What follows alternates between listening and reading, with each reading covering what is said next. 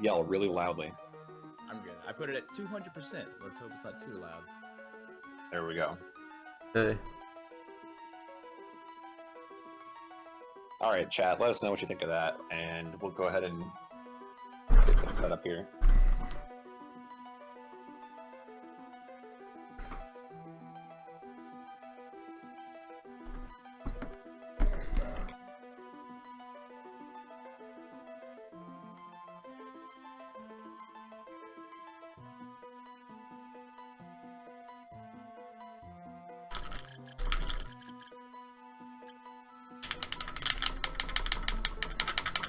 Okay, very quickly before we start, first of all, just welcome everybody to JRTA4. This is going to be a whole weekend of speedrunning. We're raising money to bring 4 Japanese speedrunners to HDQ 2018.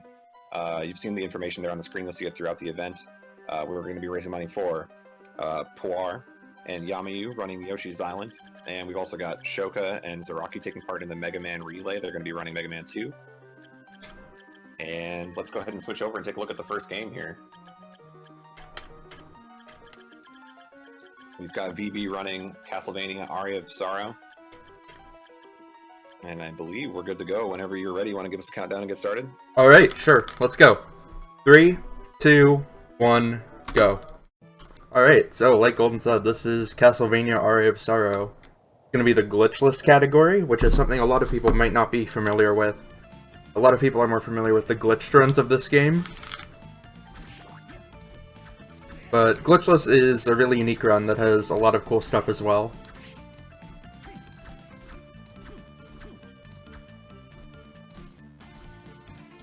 So starting off right here, I'm going to pick up the short sword, the better sword, and I'm going to get the first soul. Souls are like the main mechanic of this game. They give you special abilities. The one I got lets me do the backdash, which lets me do the main movement tech of this run, which is backdash jumping, which is basically canceling the end lag of your backdash with a jump. So here, I'm going to do an RNG manipulation. So normally Creaking Skull only has a 2% chance to drop his soul, but with this RNG manipulation, he should drop it every time.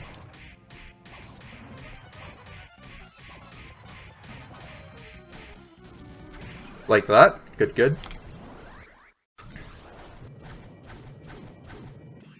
So here's going to be the first glitchless unique thing. I'm actually not going to go get flying armor, and that might seem a little weird, but it's what I'm going to do. So in the intended route, you would need to have flying armor for this jump right here, but you can just make it if you do a well-timed jump. So that allows you to skip flying armor. It's really the only point in the game when you're expected to need it, I guess. So yeah, in a glitchless run you can skip it. So here's the first menu of the run. I equipped the short sword, Creaking Skull Soul, and the leather plate. Menus are a really big part of glitchless. Because there's no major skips to save or lose time on, a lot of it ends up being small optimizations. So, stuff like menuing, you want to try and consolidate menus as much as you possibly can. Even if it means doing some slightly unoptimal stuff outside of menus. That's where a lot of the fun of this category comes in. So yeah, a lot of the early parts of this run are going to be just backdashing around, trying to move as optimally as possible. A lot of enemies in this game are random, like these zombies popping out of the ground are RNG based, so I have to react to that. I'm actually going to kill this guy. Oh my god. Right. So I'm going to kill that guy because he can drop his soul is one of the most useful in the run. It increases my strength by 4, which is really useful for some boss fights, and speeds them up a lot. So there's a cutscene here. I'm playing this on a file that's already, or I'm playing this on a game cartridge that's already beaten the game once. So I can just press start to skip cutscenes.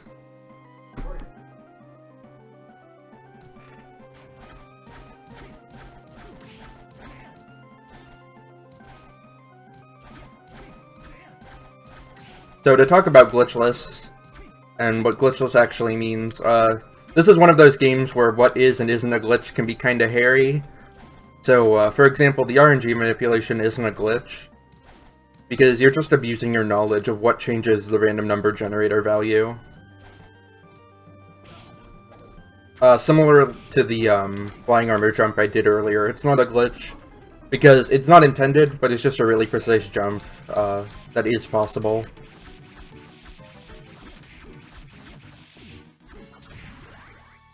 That was the Manticore fight. He gets pretty trivialized by Creaking Skull, that's one of the reasons we pick it up. You can hit both of his hitboxes at the same time, and even though he has 2 different hitboxes, he has only 1 HP pool. So, draining from both of those at once is a way to kill him really fast.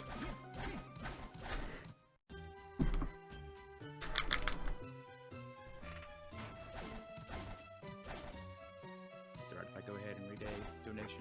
Yeah, sure, I'm just gonna be making my way to the next boss. We got a donation from Hassan Izumi, $10, says, let's go JRTA4. Just a reminder, the one coming up, we do have a couple of incentives. We have Rondo of Blood, so Richard's girlfriend. And then after that, we have Legend of Zelda, Link to the Past. We can change the 80% limits going on into a low percent. And then after that, we have Kirby's Adventure, which turns at any percent into a 100%, and that already does have $40 going towards that. So a reminder when you're donating, please put your donations towards those incentives. And one more thing, we also have prizes we're giving out, courtesy of Retro Psycho. If you donate at least $5 during this next essentially 3-hour block, you are entered for a SFC Zelda Link to the Past cart.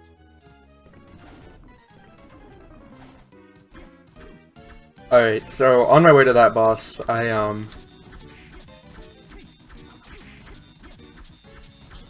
killed the Minotaur because he can drop a soul that raises his strength by 8, which is really good. It's really uncommon though, I wouldn't expect to get it.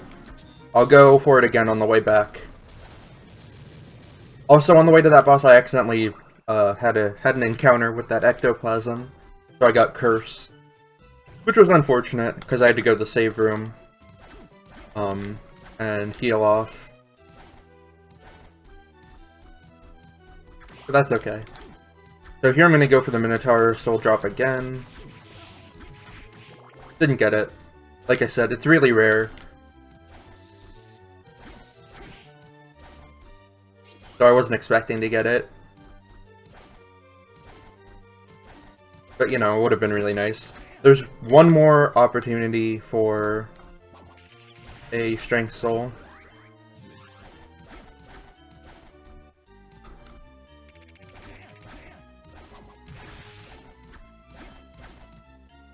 Hopefully I get it.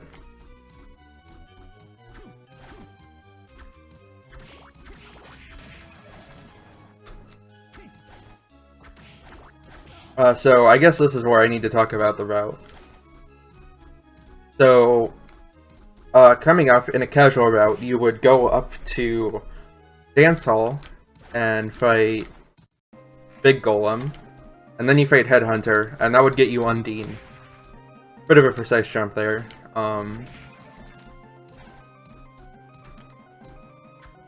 Ooh. The winged skeletons in this room are RNG, so sometimes you can make a mistake like that. Those 2 guys could have dropped Strength Souls, but they didn't. But it's okay.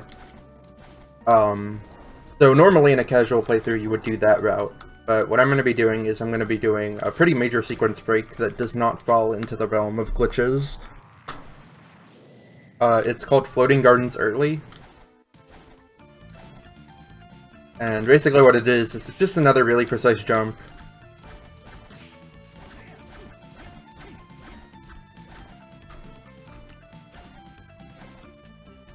But it allows me to get to Floating Gardens early, which in turn allows me to get to Clock Tower early. And that's good, because it allows me to get to Death. And once you're at Death, you can get Skola, which lets you go in water.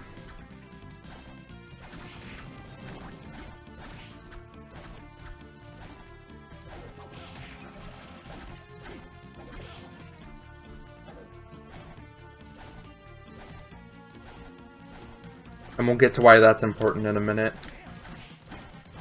Just a quick test. Can you hear me? Oh, now? that's much better. I can tell that you're a lot louder. Thank you. Sorry for the difficulty. I don't know what chat thinks, but I think I can hear you a lot better now. He gave it the boost. Rename, by the way, we did get some donations before the marathon too. Did you have a chance to read those? Oh, sure. I can go ahead and read those now. We got a $40 donation from Blastag. This is JRTA Hype. This donation goes to Kirby Adventure 100% incentive. And then Castus B donated $5 and says test. Thank you, Cassus. And as Golden said, the next incentive coming up is Rondo of Blood for Save Richter's Girlfriend. That one is coming up in roughly 30 minutes. So if you're donating, please put it towards that so we can get that met.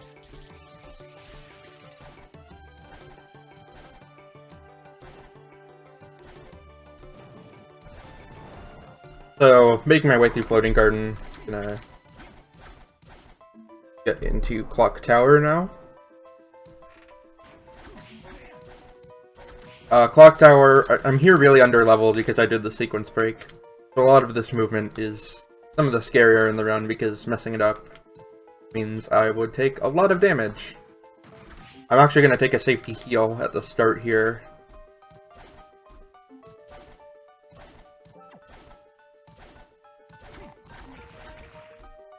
And another thing that makes the Clock Tower really annoying is Medusa heads, which are random, as anyone who's played a Castlevania game probably knows.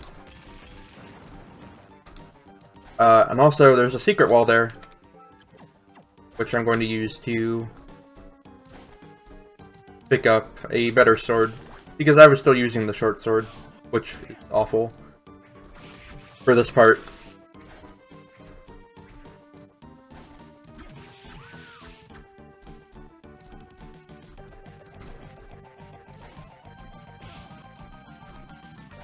I'm also going to pick up this money bag here and get destroyed. That's part of the plan, because I'm going to go shopping later and I need that. You also saw me kind of clip up to those cogs in the clock tower. That's a cool little movement thing you can do. Alright, so I'm going to save before this fight, because this is by far the hardest part of the run. The death fight is really brutal, especially without any strength upgrades, which I didn't get, unfortunately. So, you know, hopefully it goes okay.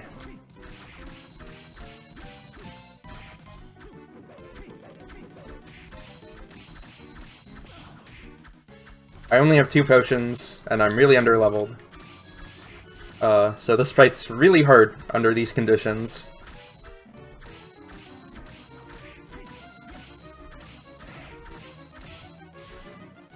I'm probably not going to be talking much. If you want to say anything, go ahead. But I really need to focus. Okay, and me talking won't interrupt you.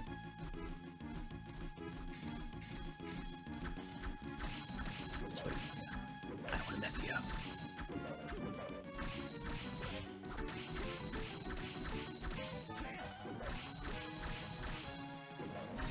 I guess one thing to note is that only the scythe has a hitbox in this phase, so I can run into death himself when he charges at me, and I'll be fine. You kind of saw there and there. He went through me.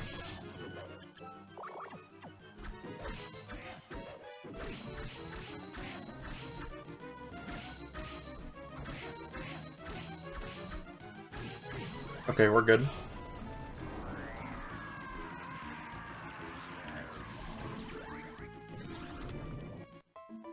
So, for that, I get Skulla, which lets me walk in water.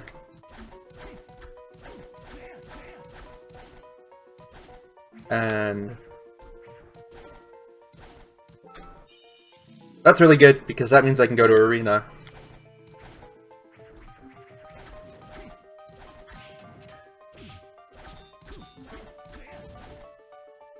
I also need to equip Skulla real quick. There's no real menu you can consolidate that into, unfortunately. So you do just have to pause to equip Skola there.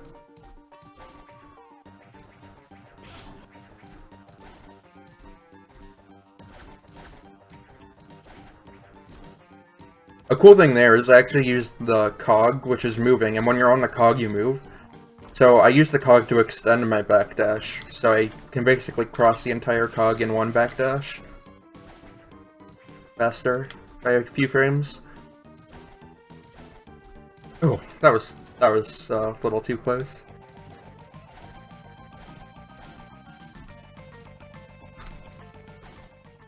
Made it out of Clock Tower.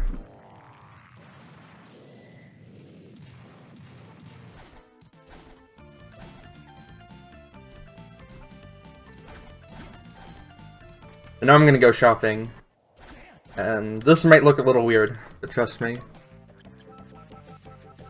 I'm just gonna sell everything. Oh, God. In the menu.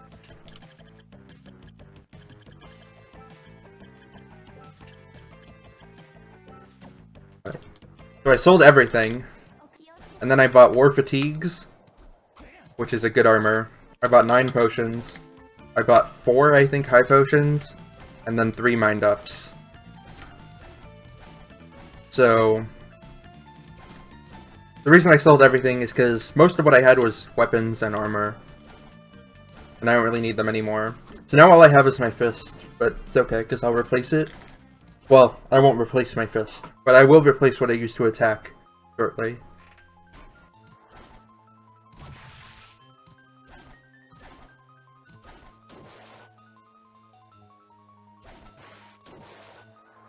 Mind if I run through? No. Just moving down to the underground reservoir now. Okay. Just to recap, because there was a pretty nice raid shortly after we started. This is JRTA Marathon. We are trying to get 4 Japanese runners over to Awesome Games Done Quick. Who are Yamayu, Yoshi's Island runners, and Shoka and Zaraki for Mega Man. So any donations you can provide will be muchly appreciated. And when you donate, remember we do have some incentives coming up. We still have Save Richter's Girlfriend coming up for Rondo of Blood. That is the next game, so be sure to get those donations in quick. And then we have A Legend of Zelda: A Link to the Past. Change the 80% run to a low percent, which is pretty interesting. Kirby's Adventure, change that 80% into 100%. And additionally, we have some prizes provided by Retro Psycho. And if you donate within the next roughly 3 hours, I believe you can see it on the schedule.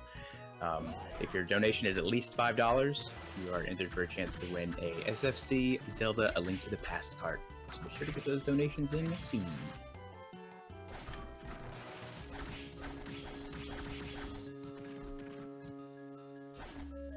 So there's a couple tricky rooms coming up. This room, I need to try and make it through without touching that, Mandragora enemy is basically a, what do they call it, screen nuke.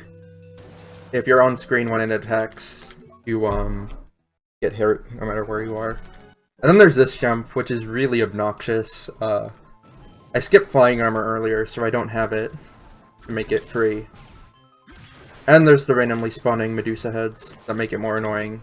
And if you fail it once, you have to suspend pretty much, because the guy gets all up in your business otherwise. And he kills me in only a few hits.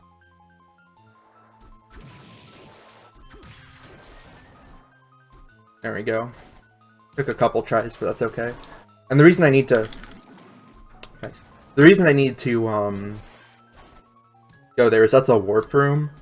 So later in the run, I'm going to warp there. Warp back here for something. Taking a few tactical damage boosts. That was not good. But that's okay. I have a plan.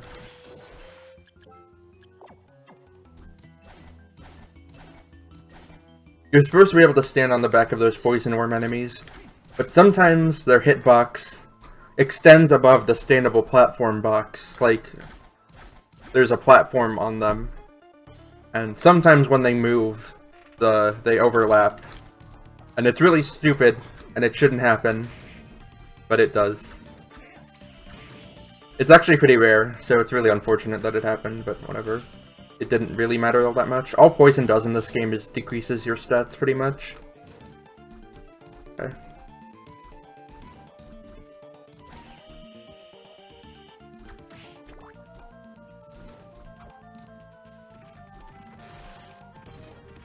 Arena movement is pretty tight. Especially that gladiator can be bad because he fires his arrows randomly. And I'm gonna take a heal before Balor.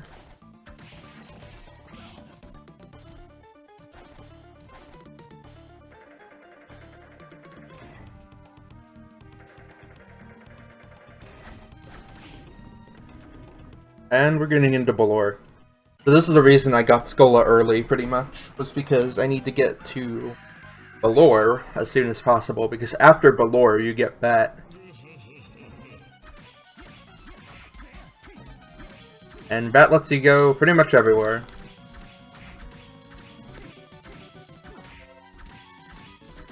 So in this fight I'm going to be using Creaking Skull again.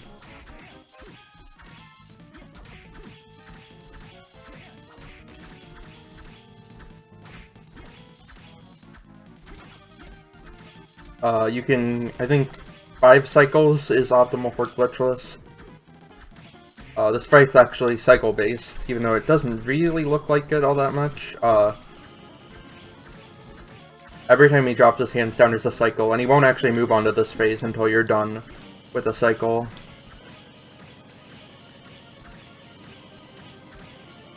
And then phase 2, kind of wail in his eye.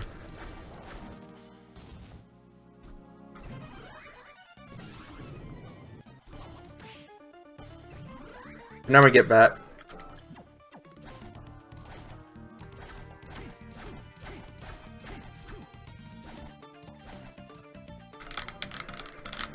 Maybe you got time. I got another donation. Real quick, let me explain something. You'll have time in a second. So this is kind of where glitchless is a snag in terms of routing. I need a weapon to kill the late game bosses, because I could actually go the late game right now. But the weapon I have now is not going to cut it. So what I'm actually going to do is I'm going to do the Claim Selias mini quest. And the reason I'm going to do that is because, like I said, it's a powerful weapon and it's what I need. And it doesn't take as long as you might think, with the warps I have open and some strats. So I'm going to warp back to Clock Tower because Clock Tower is really close to,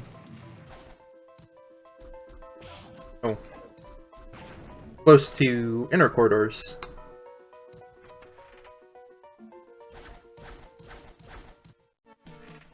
So I'm just going to make my way there and do that now.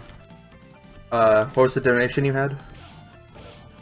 Alright, we have a $55 donation from JRTA4 that says, "Prepare for trouble and make it double." The donation amount, that is. Thank you for that, JRTA4. And let's see. Our Rondo incentive is very close to being met. We're only about $30 away. Nice. Yeah, we have about 20 minutes left for that.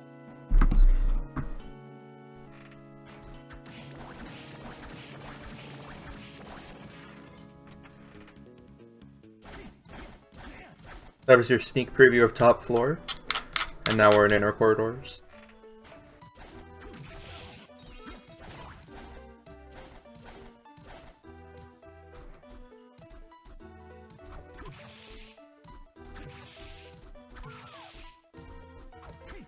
So I'm actually going to be killing these Curlies, because I want the Curly Soul, because you need it as part of the Claim Selias quest.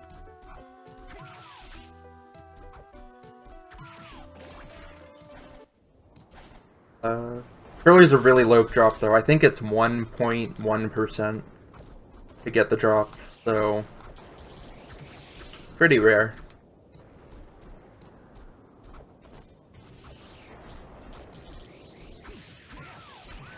Yeah, looks like we're not getting it, but that's fine. There is an RNG minute for it, just a little slower. So this RNG minute doesn't waste much time at all. It's only a little bit slower. because you need to suspend to get back to the beginning of that room anyway. And suspending, the way RNG manipulation actually works is suspending the game, which is basically like a quick save. So suspending takes you back to the beginning of whatever room you were in. But a side effect of it is it always sets your RNG value to basically 0. A consistent value. And if you know what changes the RNG, you can use that to your advantage.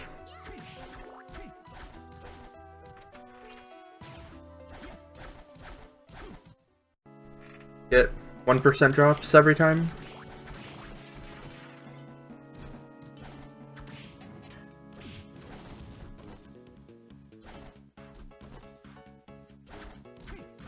I'm actually gonna use 2 potions, because this part can be a little scary. These lubricants hit pretty hard.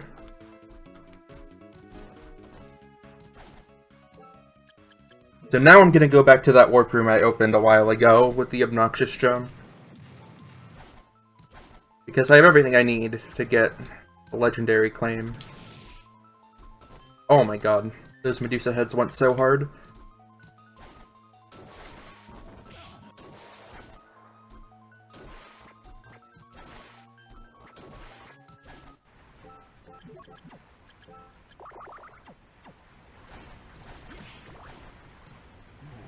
And I use Kirby and Undine.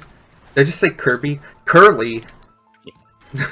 To get past the waterfall.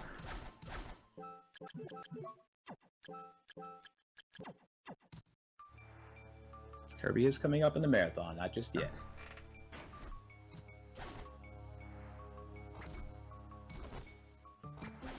So now I'm in the secret area, or hidden area, or forbidden area, whatever it's called. I actually forget.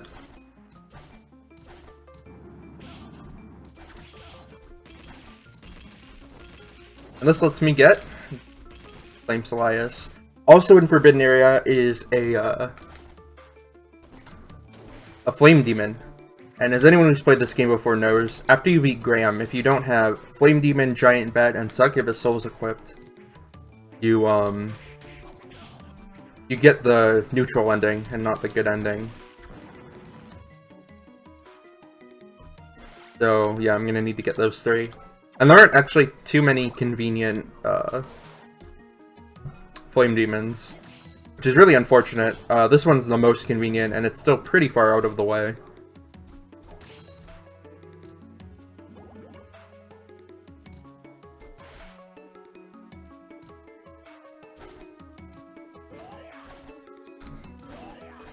Got time for me to drop one more?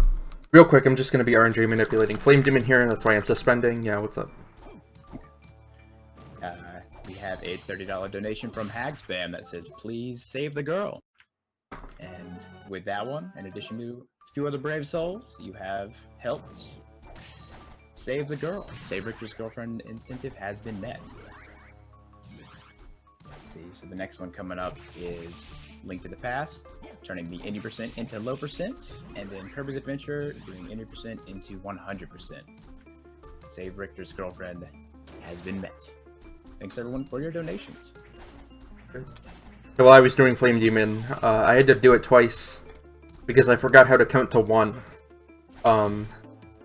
So yeah, that was a little unfortunate, but I got it.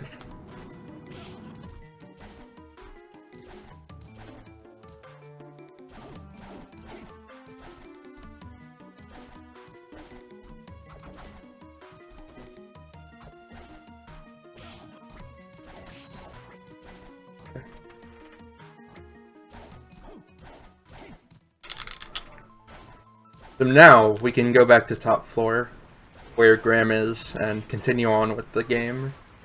The story, I should say.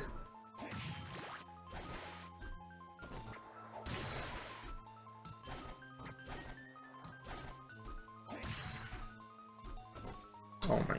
The Medusa heads are going so hard right now.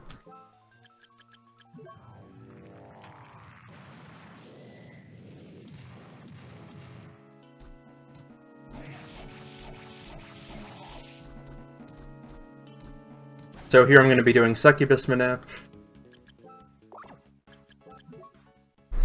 It's one of the most, it's the most precise manipulation in the game, or in this run.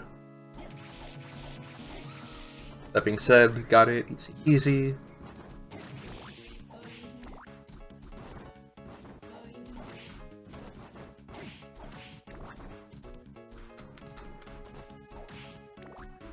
And now I can make my way down to Graham, or up to Graham rather.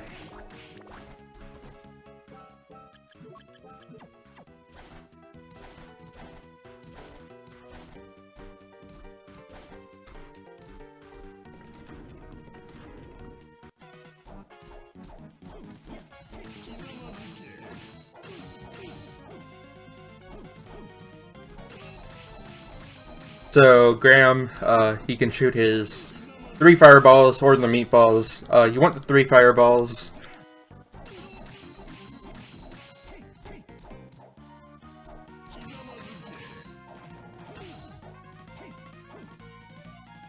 Because you can just swat them away.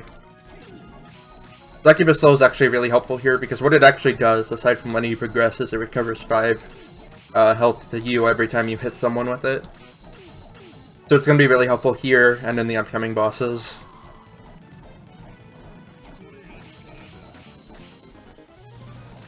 Okay, I was just making sure my equips were right.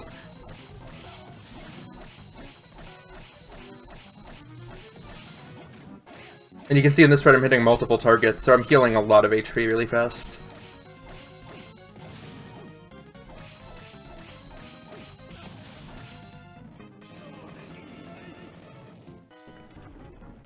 Brown. So now, I get Black Panther and Dracula's Tunic, and the ability to go to Chaotic Realm with that glitches.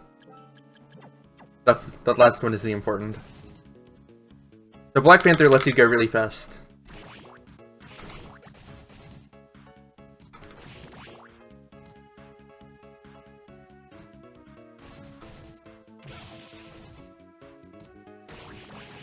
And here, behind this hidden wall, I'm going to pick up Hippogriff. Able to go upwards really fast. And really high. Without Bat.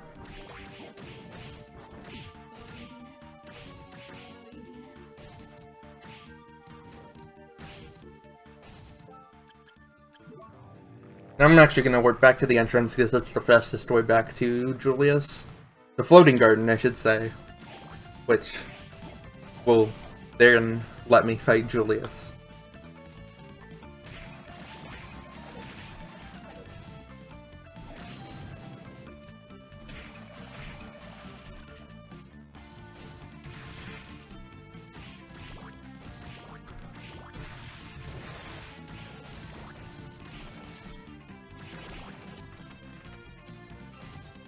So the Julius fight is also really difficult.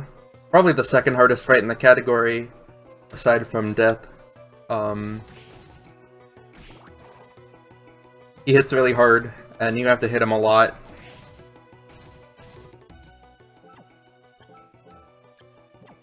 Also, I picked up the Caladbog before I fought Julius, or before... back in top floor. Remember like a minute ago? I do. Because that's when I picked up Caladbog. And I'm going to use against Julius because he's resistant against Holy, which is the element that Claim has attached to it.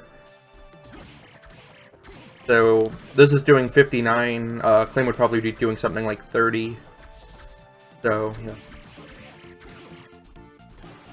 Definitely a lot better to use Caladbog, even if it's harder to use. Because it has the shorter range, and you can only go right in front of you.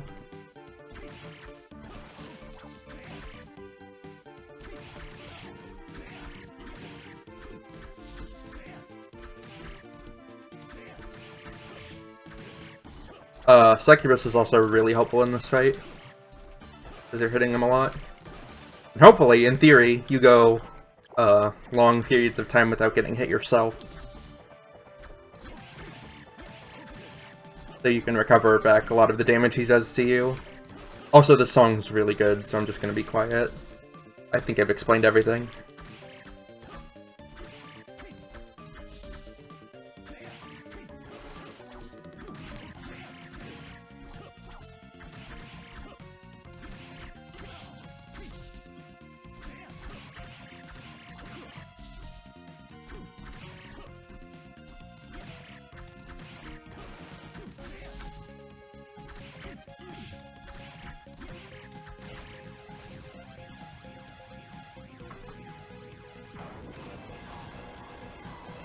Phase 2, he can use sub-weapons. I'm gonna try and manipulate him to throw holy water, which you do by standing close to him.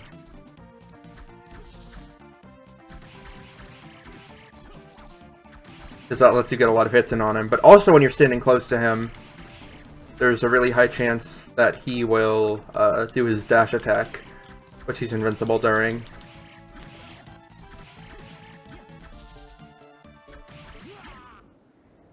That was not ideal, but we'll have to go with it. I lived. So now in Chaotic Realm, this is maybe my favorite part of the entire run.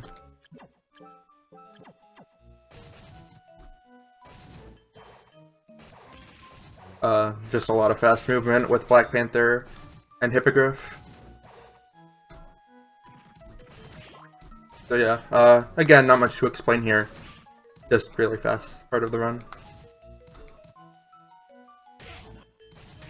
Okay, I'll run through some stuff real quick then. Just tell me to stop talking whenever you're... Okay, cool. Let's see. So we did meet the Save Richter's girlfriend incentive. Like I said, coming up next, which is roughly about, I believe, like 3 hours from now, we do have the Link to the Impasse incentive. Change the any percent to low percent. And Kirby's Adventure, change that any percent run to 100%.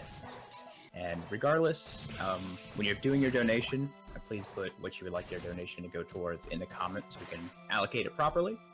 And just a reminder, if you donate over $5 for your donation, for pretty much the remainder, for most of the marathon, we do have prizes provided by Retro Psycho. You are entered to win via your donation. So be sure to check out the marathon schedule to get a list of those prizes there and when you donate for those. Currently, we have the Zelda A Link to the Past SFC cart coming up. And actually, we are nearing the end of this run, and our next run coming up is Rondo of Blood by Just Defend with the incentive you all have met. So be sure to stay tuned, keep on donating for a good cause, and enjoy the marathon. Alright, so here we are, final boss. Phase 1, he locks away all your souls, which means I won't get healed from Succubus, which is kind of a bummer. But I have a good amount of potions, so I'll be fine.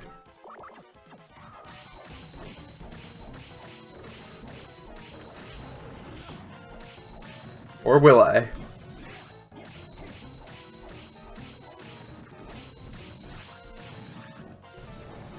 Phase 2, I'm actually gonna pop a Mind Up at the beginning, because Phase 1 drains your MP. So, by Mind Up, I meant Mana Prison, by the way. And the reason I want to do that is because on Phase 2 it's actually much faster to use Freaking Skull, because you can hit both of the eyes and the core at the same time.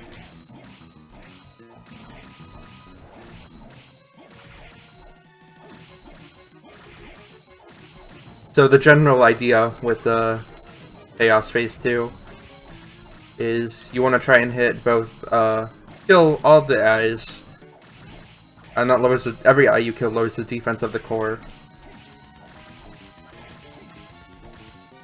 So get ready on time in a minute here. Eye emoji.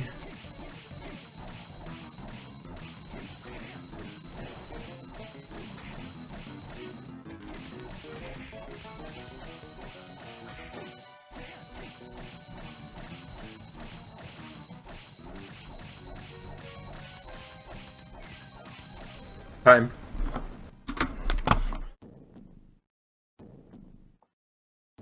Looks like 37:56 is what I got. Not bad. So, that was Aria of Sorrow Glitchless, the opening run of JRTA Marathon. I'll be back in like 30 minutes, because I'm going to be running Harmony of Dissonance, but up next is going to be another really good Castlevania run, Castlevania Rondo of Blood, Victor any percent. So, I'll do my big spiel after Harmony of Dissonance, I guess. But yeah, up next is Rondo of Blood. Stick around, it's really good. Awesome.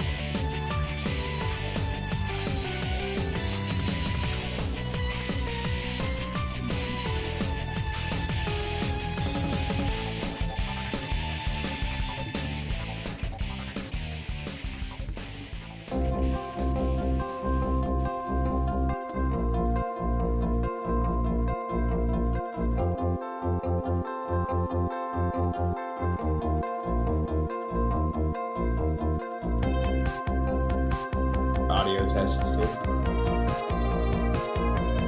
Okay, and they should be able to hear us again. Great. Hello, everybody. Hi, Countdown. I'm not just a villain. My name is Justin. And I'm going to be playing Rondo of Blood. Fantastic entry in the Castlevania series. If you haven't played it, Yell really loudly. I'm good. I put it at 200%. Let's hope it's not too loud. There we go. Okay. All right, chat. Let us know what you think of that, and we'll go ahead and get things set up here.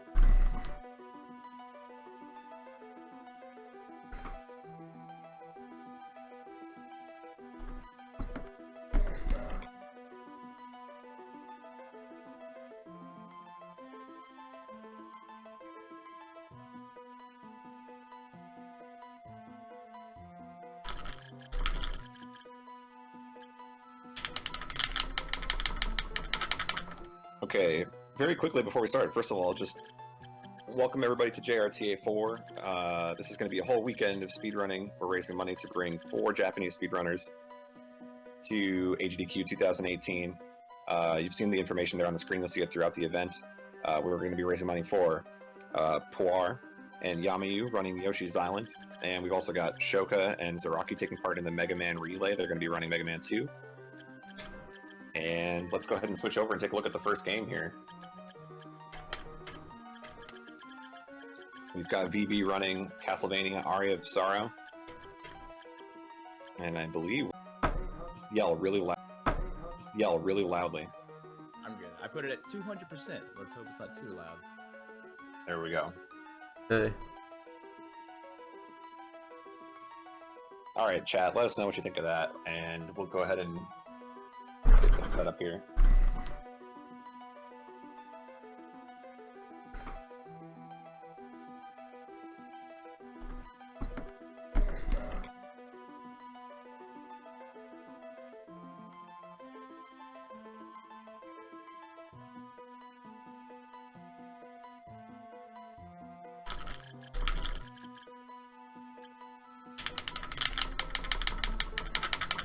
Okay, very quickly before we start, first of all, just welcome everybody to JRTA4. This is going to be a whole weekend of speedrunning. We're raising money to bring 4 Japanese speedrunners to HDQ 2018. You've seen the information there on the screen. You'll see it throughout the event. We're going to be raising money for Poir and Yamayu running Yoshi's Island. And we've also got Shoka and Zaraki taking part in the Mega Man Relay. They're going to be running Mega Man 2. And let's go ahead and switch over and take a look at the first game here.